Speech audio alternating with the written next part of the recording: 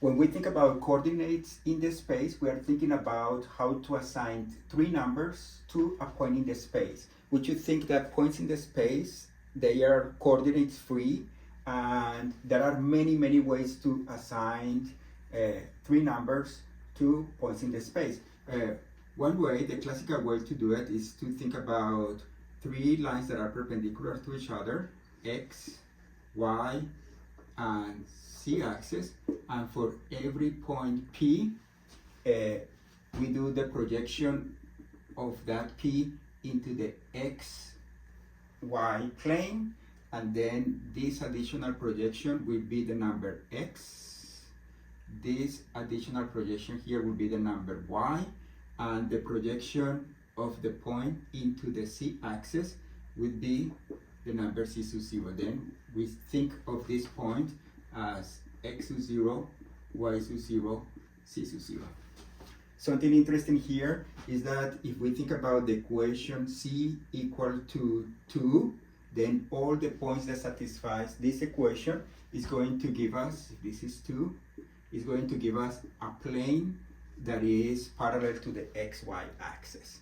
For spherical coordinates, we borrow the three coordinates, the x, y, and z. There is a special point that we're calling the origin, but then for every point P in the space, we are going to assign three numbers. These three numbers are going to be called r, theta, and phi. The r is just the distance from the point to the origin. This is the r.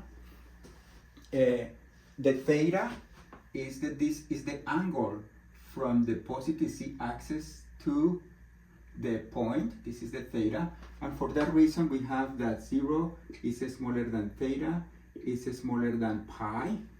For points that are below the xy plane, the theta would be between 90 degrees and 180. It means from pi over 2 to pi.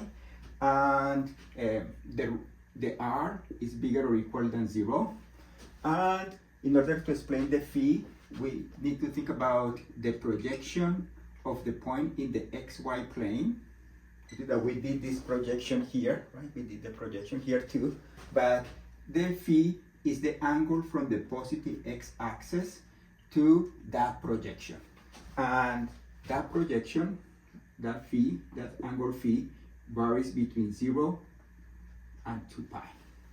In order to better understand the coordinates, it's good to have an idea of what point satisfies a given equation. For example, if we think about r equal 2, here we are thinking about all the points that are within a distance 2 of the origin, and then the collection of points would be a sphere of radius 2.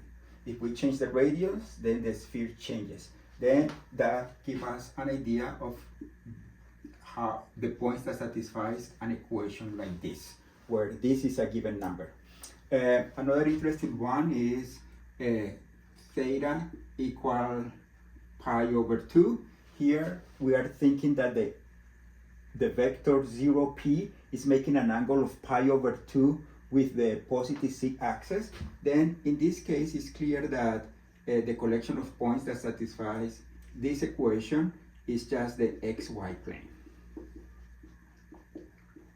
And also, if we think about theta equal to a given number, if that number is between 0 and pi over 2, then the collection of points that satisfies this equation would be a cone where this angle is theta 0. Notice that when theta 0 is pi over 2, it becomes the plane, and if theta 0 is between pi over 2 and pi, it will be a cone that points down. This angle would be theta 0, bigger than pi, but the surface, the collection of points that satisfies this equation is going to be a cone that goes down. If we want to do an integral using spherical coordinates, we need to describe the region first. Let's suppose that we want to compute the volume of a ball of radius 2.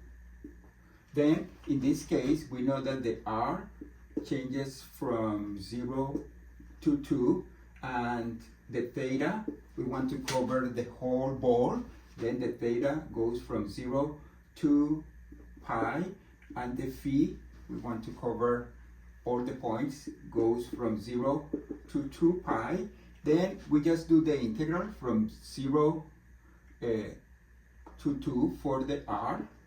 We do the integral from 0 to 2 pi for the angle phi, and we do the integral from 0 to pi from the angle theta. And here we need to add a factor that's the correction between Cartesian coordinates and spherical coordinates, and that factor is r squared sine of theta. Then in this case, when we do the integral with respect to phi, we have a 2 pi factor coming out, and we also have an integral from 0 to pi of sine of theta d theta, and we also have an integral from 0 to 2 of r squared dr. Then we can check that the antiderivative of sine of theta is negative cosine of theta, and when we integrate from 0 to pi we get a 2, then this becomes 4 pi, and this integral is just r cubed over 3 from 0 to 2, and then we get 4 pi over 3 times 8. We can check that if we change these two with a capital R, then the volume of that would be 4 pi over 3 r cubed. In the case, for example, that we want to compute the mass of this ball, and we know that it has a density that goes like this. Let's say that the density is r cubed. Let's suppose that that's the density in that ball.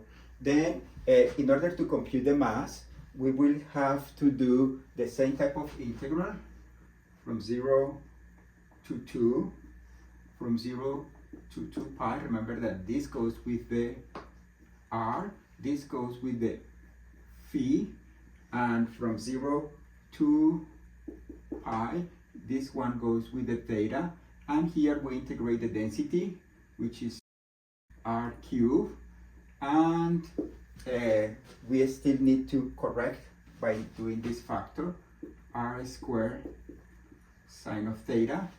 And then when we integrate from 0 to 2 pi d phi, we get the 2 pi. When we integrate the sine of theta d theta, we get another factor of 2. And then we end up with the integral from 0 to 2 of 4r to the 5 dr. And then this is 4 pi times 4r to the 6 over 6 from 0 to 2, and this is just 4 pi times, this is 4 pi over 6 times an important observation here is that this correcting factor makes sense because it has the appropriate units. Notice that when we think about this integral, here we have unit of length from 0 to 2.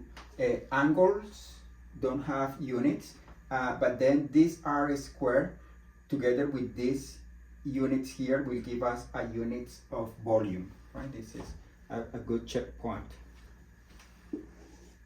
If we want one last example, if we have a density but the region looks like this, it looks like half of the sphere. If it looks like half of the sphere, let's say radius 2, then we know that the rho then we know that the r goes from 0 to 2, but now the theta goes from 0 to pi over 2, and the angle phi goes from 0 to 2 pi. If the density is something like 3r, then in this case the mass of this half ball is the integral from 0 to 2 dr, the integral from 0 to 2 pi d phi, and the integral from 0 to pi over 2, because we are just covering points that are points with theta between 0 and pi over 2. We are not going below the xy plane.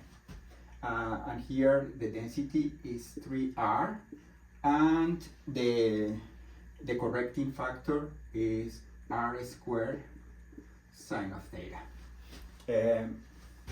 Here, when we integrate with respect to phi, we get a factor of 2 pi. When we integrate with respect to theta, we get the integral from 0 to pi over 2 of sine of theta d theta. And when we integrate with respect to r, we get the integral from 0 to 2 of 3r cubed dr. This integral is negative cosine of theta from 0 to pi over 2, and this is just 1. Then the whole integral becomes 2 pi times 1 times 3r to the 4 over 4 from 0 to 2, and then we get 6 pi over 4 times 2 to the 4 is 16, right? 24 pi.